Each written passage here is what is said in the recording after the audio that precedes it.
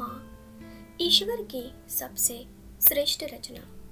माँ हमारी ज़िंदगी का सबसे पहला और सबसे खूबसूरत एहसास। माँ है तो सब कुछ है, माँ नहीं तो कुछ भी नहीं। कहते हैं इस ज़िंदगी के अनूठे सफ़र में सब साथ छोड़ दे तो गम नहीं, लेकिन अगर माँ का हाथ सिर पर हो तो हम दुनिया जीत सकते हैं। आज की कहानी ऐसे ही माँ की है। सुनीता का बेटा जब 3 साल का था तभी उसके पति का एक्सीडेंट में निधन हो गया। उसके ऊपर दुखों का पहाड़ टूट पड़ा, पर उसने अपने आप को संभाला क्योंकि उसके जीने की उम्मीद थी उसका बेटा सुहास। उसके पास रहने के लिए बस घर था, पर पैसा कमाना उसके लिए बड़ी चुनौती थी। उसके पास सिलाई करने का हुनर था। उसने अपने घर से ही सिलाई का काम शुरू किया और अपने बेटे सुहास की सारी जिम्मेदारी उठा ली।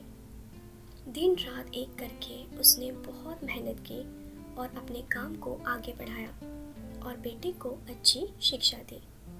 बेटा बड़ा हो गया और एक अच्छी कंपनी में नौकरी करने लगा।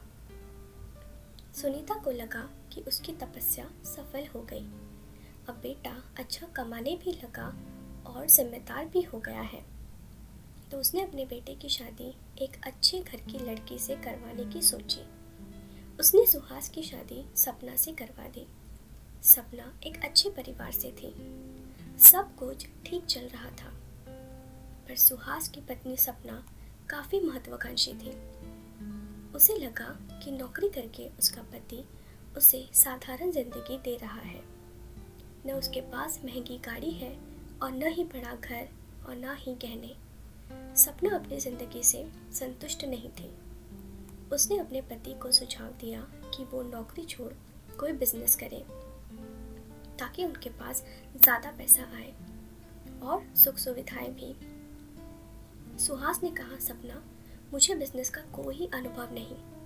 तो सपना ने कहा, तुम शुरुआत तो करो, अनुभव तो आ ही जाएगा और मुझे तुम पर पूरा विश्वास है, तुम ज़रूर कामयाब होगे। पहले तो सुहास ने उसकी बात को अनसुना किया, लेकिन बाद में उसने अपनी अच्छी नौकरी छोड़कर बिजनेस स्टार्ट किया। शुरू में सब ठीक था, मुनाफा भी अच्छा हो रहा था। सपना का सपना सच हो गया। बड़ी गाड़ी, गहने, सब कुछ मिल गया। पर वक्त बदला और सब कुछ घाटे में जाने लगा। सुनीता सब देख रही थी और समय समय पर अपने बेटे को रोक रही थी कि वो जल्दबाजी न करे और सोच समझकर फैसला करे, पर सुहास ने माँ की एक न सुनी। जब सब कुछ बर्बाद हो गया तो सुहास को कुछ समझ नहीं आ रहा था कि वो क्या करे। उसने अपने माँ से कहा उसके पास कुछ नहीं बचा, अब बस यह घर है जो उसे बेचना पड़ेगा। सुनीता फूट फूट कर रोने लगी। उसने कहा इस घर में उसकी पूरी ज़िंदगी गुजर गई। यहाँ उसकी और उसके पति की यादें हैं, उनके सपने हैं। इस घर ने उसे हमेशा सहारा दिया। सुनीता इस घर को किसी हाल में बेचना नहीं चाहती थी। जब सुनीता ने उसकी बात नहीं मानी तो सुहास और सपना हमेशा उससे लड़ाई करने लगे। दोनों ने उसका जीना मुश्किल कर दिया। थक हार कर सुनीता मान गई। सुनीता ने घर के पेपर्स सुहास के हाथ में दिए और उसके सिर पर हाथ रखकर कहा, मेरे बेटे, मैं तुमसे बहुत प्यार करती हूँ। तुम हमेशा खुश रहना और आबाद रहना। इतना कहकर सुनीता वहाँ से चली गई। उसके बहू और बेटे ने उसे पूछा भी नहीं कि वो कहाँ जा रही है और ना ही उसे रोकने की कोशिश की। घर बेचने के बाद भी सुहास अपने बिजनेस को संभाल नहीं पाया और पूरी तरह कंगाल हो गया। सपना और सुहास सपना के माँ पिता के घर रहने आ गए, पर सुहास कब तक अपने ससुराल में रहता। कुछ दिनों बाद उसे बेइज्जती महसूस होने लगी।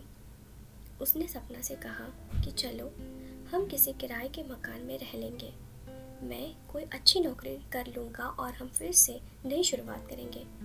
पर सपना ने कहा, मैं तुम जैसे कंगाल के साथ अपनी ज़िंदगी और बर्बाद नहीं करना चाहती। तुम्हें जाना है जाओ, पर मैं नहीं आऊँगी। सुहास के सिर पर आसमान टूट पड़ा।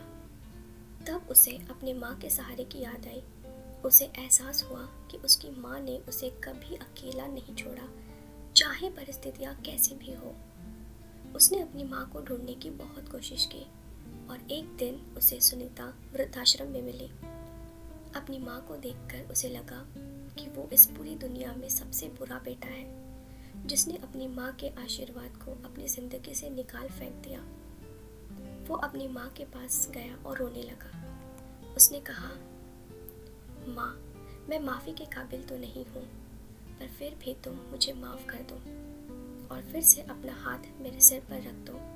तुम्हारे बिना मैं कभी आबाद नहीं हो सकता।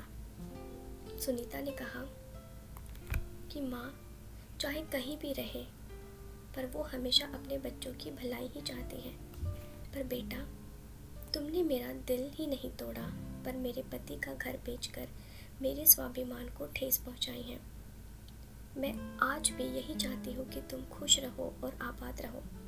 इतना कहकर सुनीता वहाँ से चली गई और सुहास अपने ही नज़रों में गिर गया और बस अपनी माँ को देखता ही रह गया।